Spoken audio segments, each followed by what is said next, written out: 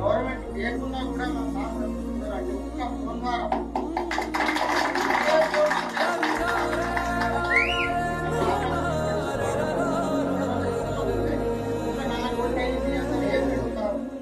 ఐదో రోజు ఫోన్ చేసి ఎల్వి ప్రసాద్ హాస్పిటల్ అంటే ఎంత పెద్దది హైదరాబాద్ ప్రైవేట్ హాస్పిటల్ గవర్నమెంట్ కూడా కాదు.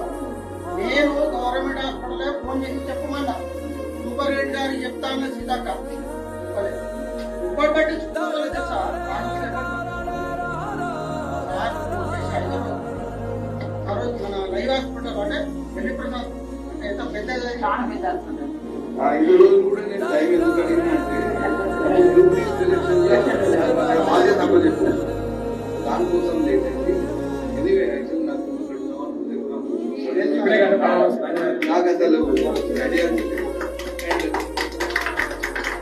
ఒక్కటి వినండి, అతనికో పదవి లేదు. ఎవరతను?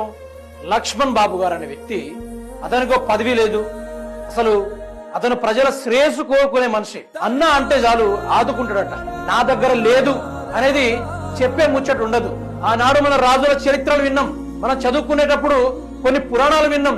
ఫలానా రాజు కావచ్చు, సిబి చక్రవర్తి కావచ్చు, ఎవరైనా సరే నాకు ఇది కావాలి అంటే తన ఆస్తిని మొత్తం ధారాదత్తం చేసేంత గొప్ప గుణం గల వ్యక్తి ఆ లక్ష్మణ్ బాబు గారు.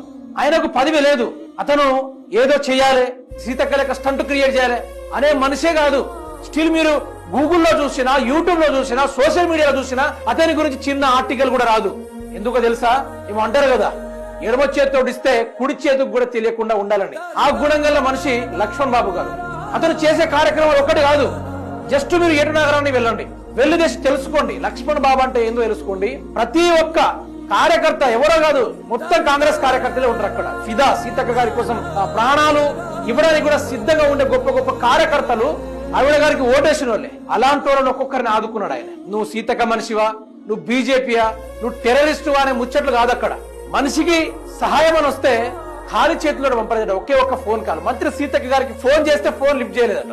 ఎన్నికలప్పుడు రా నాయన రా, ఆ సందులో నీకు, ఈ సందులో వాళ్ళకి, సందుల్లో మీరు రాజకీయాలు ప్రస్తావించుకోండి చెప్పే ఈ మంత్రి సీతక్క గారు తన బిడ్డ ప్రాణాలు చనిపోయే స్థితిలో ఉంటే కాంగ్రెస్ కార్యకర్తలు పట్టించుకోలే, ఓటేసిన పాపానికి మంత్రి సీతక్క పట్టించుకోవాలి. ఏం సంబంధం ఉందని, ఏం అధికారం ఉందని లక్ష్మణ్ బాబు పట్టించుకుంటాడు? ప్రజలకు కావాల్సిన నాయకుడు అట్లా అంటాడు కదా, ప్రజల కోసం నిలబడాల్సిన వ్యక్తి అట్లా అంటాడు కదా. మీరు ఇక్కడ చూడండి, అతని గురించి మీడియా వాళ్ళకి కానీ, సోషల్ మీడియా కానీ డబ్బులు ఇచ్చి నా గురించి గొప్పగా రాయండి, గొప్పగా చేయండి అనే వ్యక్తి అస్సలు కాదు ఆయన. దానం చేసే 10 మంది కాదు కదా, తనకు ఎడమ చేతికి కూడా తెలియకుండా దానం చేసే మహానుభావుడు. ఒకే ఒక్క ఫోన్ కాల్ తోటి ₹1,00,000 అయిందా, 2 లక్షలు అయిందా, 3 లక్షలు అయిందా, 10, 20 ఎన్ని లక్షలున్నా కూడా ట్రీట్మెంట్ ఒక్క ఫోన్ కాల్ తోటి చేయించాడట. ఒకే ఒక్క ఫోన్ కాల్ తోటి.